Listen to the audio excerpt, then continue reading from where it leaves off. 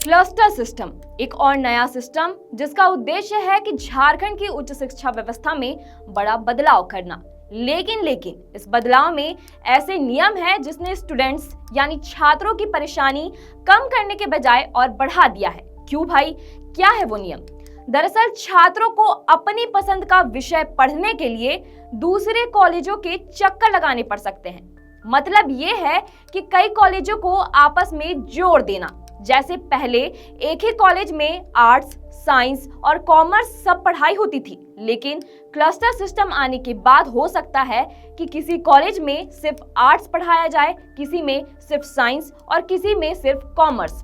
ऐसे में अगर किसी छात्र को अपना पसंद का विषय पढ़ना है तो उसे दूसरे कॉलेज जाना पड़ सकता है।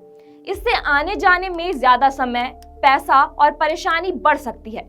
कहीं साइंस बंद होने का डर है तो कहीं कॉमर्स और कहीं क्षेत्रीय भाषाओं के खत्म होने की आशंका जताई जा रही है।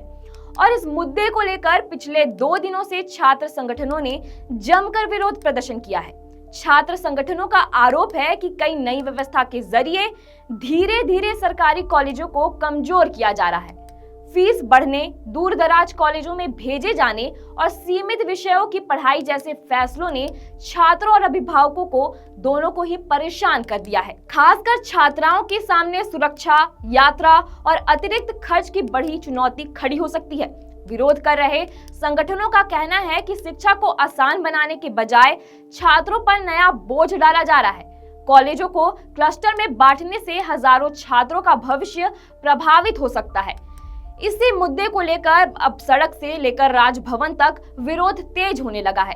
रांची से लेकर धनबाद तक छात्र संगठन, जनप्रतिनिधि और शिक्षाविद इस व्यवस्था पर सवाल उठा रहे हैं। गुरुवार को रांची के चाणक्य बीएनआर में विश्वविद्यालय तथा कॉलेजों में शैक्षणिक और गैर शैक्षणिक पदों पर पुनर्गठन को लेकर कुलपतियों, कॉलेज प्राचार्यों, शिक्षा विभाग के अधिकारियों और सचिव की अहम बैठक आयोजित हुई।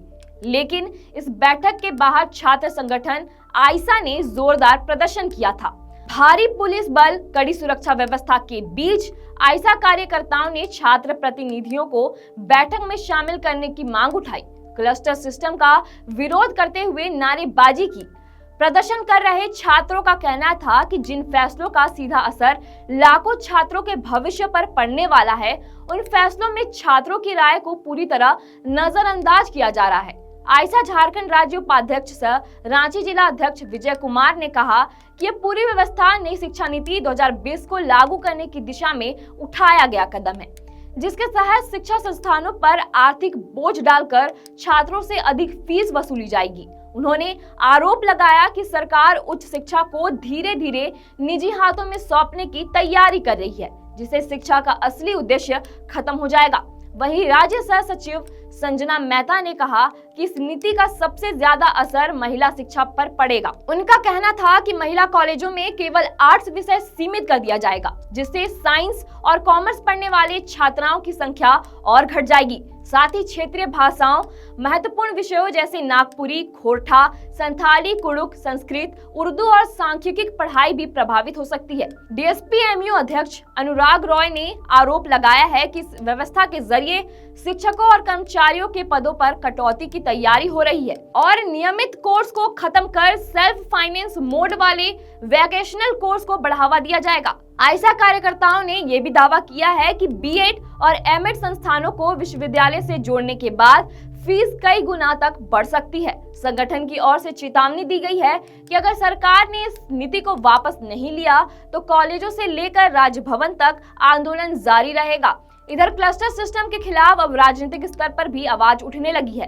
धनबाद की झरिया विधायक रागिनी सिंह और धनबाद के महापौर संजीव सिंह ने गुरुवार को राज्यपाल सह कुलाधिपति संतोष कुमार गंगवार से मुलाकात कर विनोद बिहारी महतो कोयलांचल विश्वविद्यालय यानी बीबीएमकेयू में क्लस्टर सिस्टम लागू नहीं करने की मांग की। दोनों नेताओं ने लोक भवन में राज्यपाल को ज्ञापन सौंपते हुए कहा कि कोयलांचल क्षेत्र की भौगोलिक और सामाजिक परिस्थितियां इस व्यवस्था के लिए अनुकूल नहीं है। उन्होंने कहा कि यदि क्लस्टर सिस्टम लागू होता है तो छात्राओं समेत हजारों विद्यार्थियों को एक कॉलेज से दूसरे कॉलेज तक आने जाने में भारी परेशानी होगी। इससे समय और आर्थिक बोझ दोनों बढ़ेंगे और कई गरीब परिवारों के छात्र पढ़ाई छोड़ने पर मजबूर हो सकते हैं।